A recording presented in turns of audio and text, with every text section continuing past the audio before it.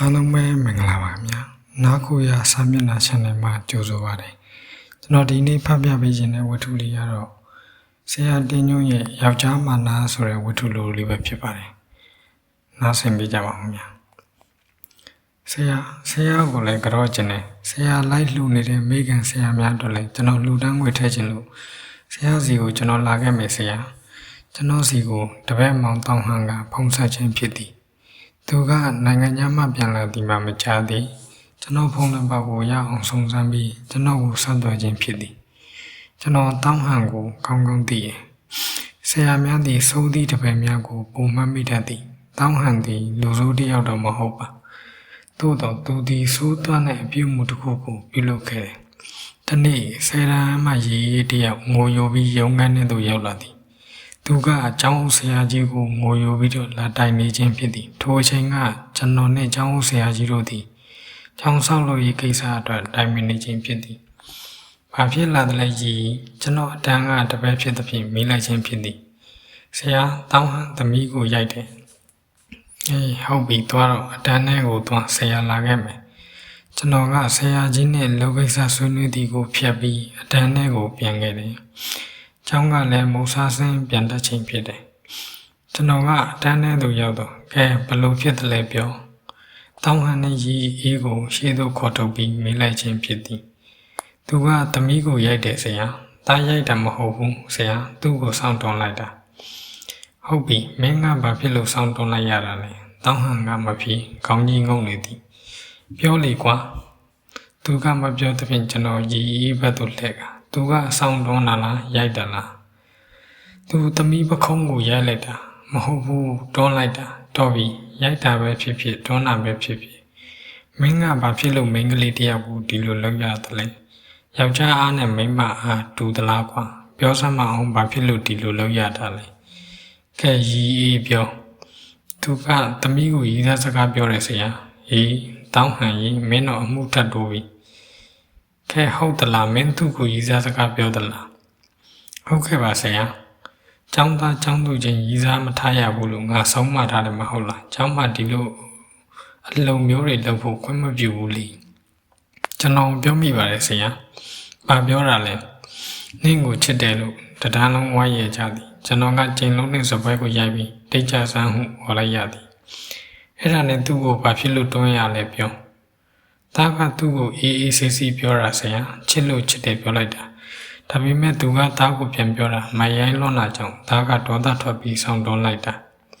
ရီသမီးကဘလို့ပြောလိုက်တယ်လဲရီအေးကမပြောကောင်းကုန်နေသည်ကဲတောင်းဟန်မင်းပဲပြောပြသူကတာကိုတရောင်းစားတယ်ဆရာနင်းတလားရတဲ့မို့ကိုကငါတနေ့3စာတော့မရှိဘူးတဲ့နင်းဖေတလားရတဲ့ငွေကလည်းငါဖေပြရဘူးတော့တော့မရှိဘူးတဲ့မဲယူကဟင်းဦးမအမနာနင်းအမေဝင်းလက်လျှော်ရတဲ့တနည်းဝင်ငွေဟာငါဖတ်နှက်ဖို့တော့မရှိဘူးတဲ့ဆရာတားကိုတရောင်းစားလို့ခေါ်တာမနာပါဘူးဆရာတားကတရောင်းစားမှမဟုတ်တာဒါပေမဲ့အဖေနဲ့အမေကိုထိခိုက်ပြီးပြောတာကိုစိတ်ဆိုးတယ်ပထမတော့ကျွန်တော်သူ့ကိုဆွဲထုတ်မလို့ပဲဒါပေမဲ့မိန်းကလေးဖြစ်နေလို့စောင်းတွန်းထည့်လိုက်တာပါဆရာထိုနေ့ကကျွန်တော်တောင်းဟန်ကို3ချက်ရိုက်လိုက်ပါတယ်တစ်ချက်ရိုက်တိုင်းလဲဟောတာမိန်းကလေးတယောက်ကိုကိုထီလက်ရောက်ဆော်ကားလို့ဟောတာရီးစားစကားပြောလို့ဟောတာအတန်းသားချင်းချင်းမောင်နှမအရင်တွေလို့မဆောင်ရှောက်လို့ပြောပြီးရိုက်လိုက်ပါတယ်ကျွန်တော်ကတောင်းဟန်ကိုပြစ်ပေးခဲ့တာတွေကိုမှတ်မိနေပါတယ်တောင်းဟန်မျက်ရည်ကျပါတယ်ကျောင်းလွတ်တော့ကျွန်တော်သူ့ကိုခေါ်ပြီးမေးကြည့်မိတယ်တောင်းဟန်ဘာဖြစ်လို့ငိုတယ်လဲဆရာရိုက်တာနာလို့လားဆရာရိုက်တာမနာပါဘူးဆရာအသားနာတာစိတ်နာတာအေးနာတတ်ရင်စူးစမ်းတတ်ရတယ်မင်းစိတ်နာတယ်မဟုတ်လားမခံကျင်စိတ်ဖြစ်ရင်ဒေါသမဖြစ်ရဘူးကွာဒေါသကိုထိန်ပြီးသူ့ထက်တာအောင်စူးစမ်းပြနိုင်ရတယ်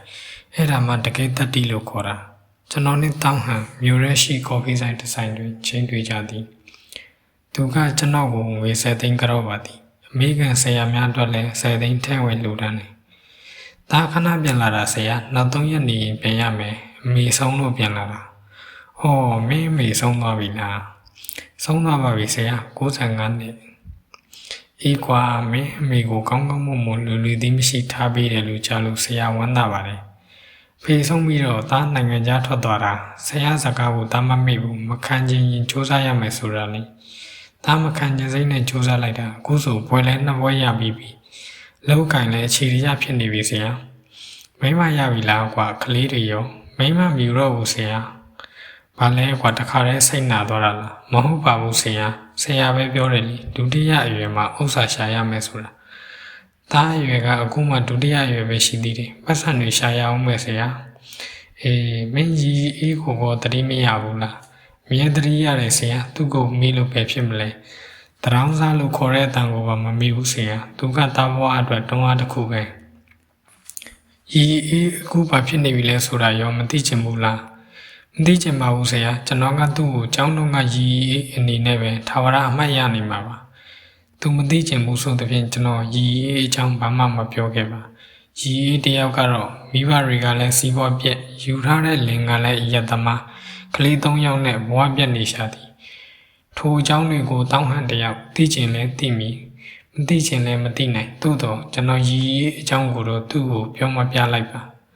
မောင်တောင်းဟန်ယနေ့ပြန်သွားသည်သူပြန်လာခြင်းမှလည်းလာတော့မည်သူအများကြီးရင်းချက်လာသည်ဒါကတော့ဆရာတင်ညွန့်ရဲ့ယောက်ျားမာနာဆိုတဲ့ဝတ္ထုတူကလေးပဲဖြစ်ပါတယ်နားဆင်ပြီးတဲ့အတွက်အားလုံးကိုကျေးဇူးတင်ပါတယ်